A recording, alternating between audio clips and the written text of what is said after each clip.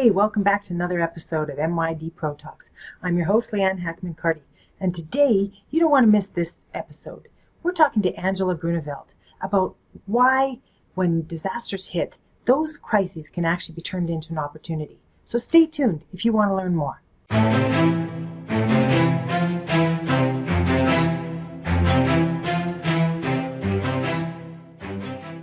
Hi, so with me right now is Angela Groeneveld, a very special friend of mine and a colleague. We've worked together on a few disasters, and I asked Angela to come today to just talk specifically about her experience and how she has turned crisis into an opportunity through disasters. So Angela, thanks for being with me today, and it's been a pleasure. And so tell us a little bit about yourself.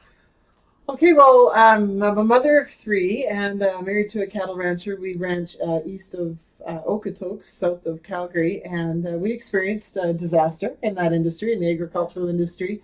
So then I've been an entrepreneur for many different industries across Canada, businesses, and have had businesses in communities that had disasters. Yeah. And then I was a business analyst for Community Future, so I got to be a business coach on that way.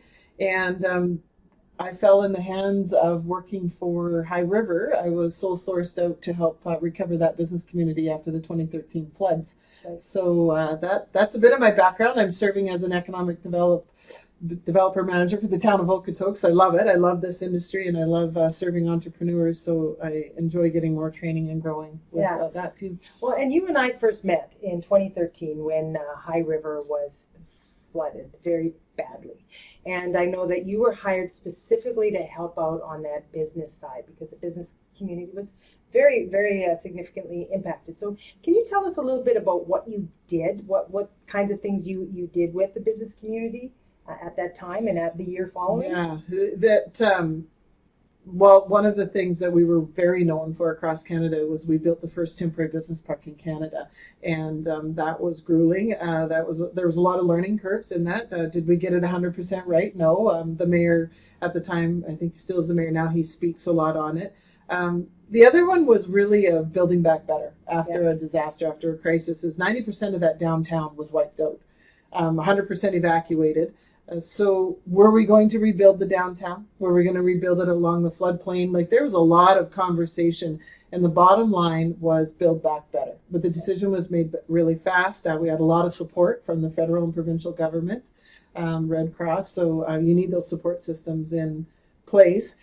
But those poor business owners there was days, 90%, I think 80% of the community also. So a lot of those business owners had lost their homes and their businesses throughout High River, but hardest hit was in that downtown area. So one of the data is crucial, knowing who is in your business community, knowing how to get a hold of them. We were in chaos. I was brought in to work with a lady who was the EDO at the time, Dana, in the municipality, and it was just gathering. So much of that could have been faster recovery had we had the tools in place for it. So once we got all that in place, we were then able to reach out to the business community and almost form roundtable discussions with them. What do you need? We're here to serve and we're here to rebuild, but we really had to make that grassroots connection to them. I have a lot of opinion on roles now of who should do what, being involved in a few disasters. And I believe government should be there for resource, for support, and then I think they should get out of the way. I think that government, it needs to be grassroots. It needs to be your local staff that's on the ground, and government needs to be beside them, supporting them, not dictating it. Because every community is going to decide how to customize and grow from this opportunity differently. So you need to, the same models there for recovery, but the community needs to be part of that for it to be successful. So from that is when we discovered that we need these business owners to be as close as they could to their location, and meant that we need to build them a space in the downtown. We could relocate them to another area that was drier land. We could relocate them to another community, but they wanted to still keep that draw to the downtown.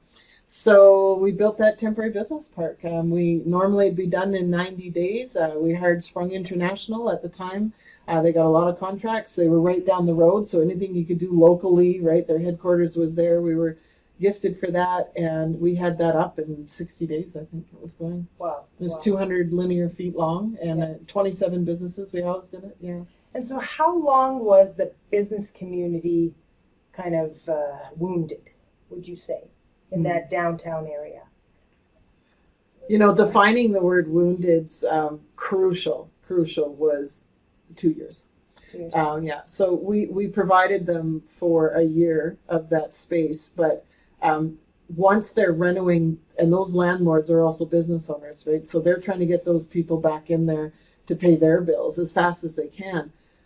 But there was a harmony that was missed, and you can get the business owner back in the business, and then you rip up the street in front of them because of the infrastructure. We found out later that all the lines were blowing, and then you're rebuilding your downtown and your streets, which they really took advantage of becoming a better downtown, a more cosmetic downtown, layout, a more of a draw, maker space, everything.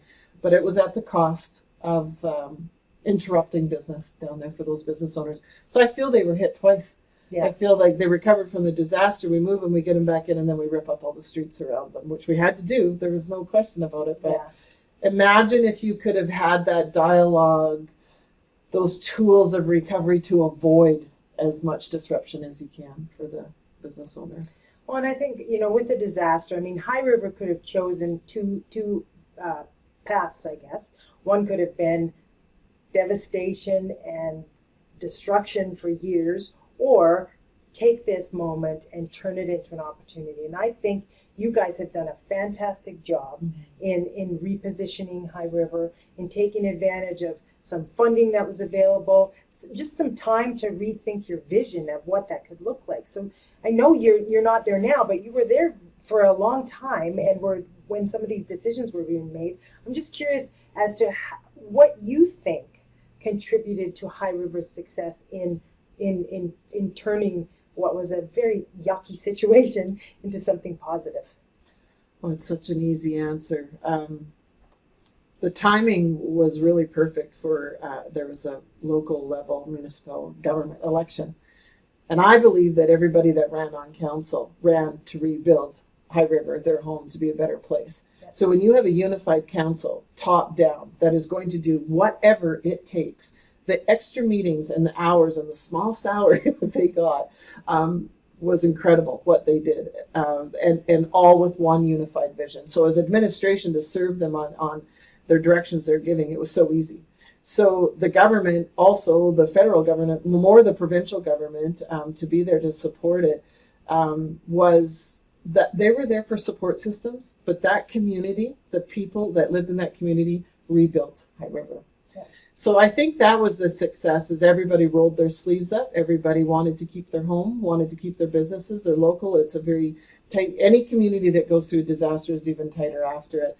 And I'm very proud, I'll always be proud of what High River did, and the people that served it to recover, because working with you in other disasters and seeing them want to pay themselves more for more meetings to come that they have to do, or for government coming in and government dictating the way that community is going to recover. I almost can guarantee what's going to happen, seeing it so many times. So it's very easy, is I wish we had the tools we did that I know now. I wish we would have. It will save you so much time, and it'll save you so much money if you have the tools in place. I think to be a responsible economic development server, you ethically should have these tools. Yeah. You won't have the expertise, and I'm not asking to know the expertise. Like I've said, I've had to step away from the industry almost, because it's tasking. It takes a lot of you stress on you. You can bring the experts in as you need them, and it's very important to bring them in, because they're worldly and globally experienced, and they're studying it, and they know what's best. But you have to have those basic tools to know what to recover. Yeah. I guess, I mean, we could probably talk for 3 hours about all of the experiences we've had together and individually. But, one thing I think about communities now that are either going through a disaster. I mean, as we're talking, we have Hurricane Dorian, we have the Bahamas, we still don't have Puerto Rico recovered. I mean, there's just, around the globe, you look at these examples. But I know a big part of what drives you is paying it forward. Yeah. And because you don't want people to live through what you lived through. and other business, your communities. And what would some of your, if you could tell someone who's dealing with this right now on the front lines, what would you tell them? What would be your best advice or some lessons that you learned? Well, the number one that comes to my mind for the business owner that maybe is watching this, the entrepreneur, or for the person that is serving that business community, is self-care.